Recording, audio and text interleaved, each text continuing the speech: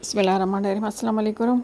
Class 9th further board English के लिए एक और लेटर आपके सामने मौजूद है और लेटर जो है ना वो है टॉपिक है उसका वो है write a letter to director price control authority regarding the issue of over charging.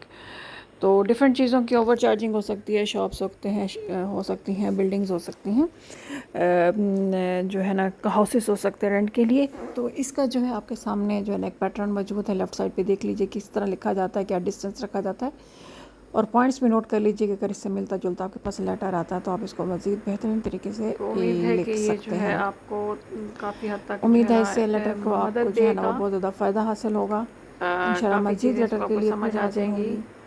पूरे लेटर को अच्छी तरह गौर से तो देखिए और इसको इससे अपने पास फ़ायदा महफूज उठाइए। कर लीजिए और इससे फ़ायदा उठाइए। इंशाल्लाह ताला मज़ीद लेटर के साथ फिर हाजिर होंगी। अल्लाह हाफिज़।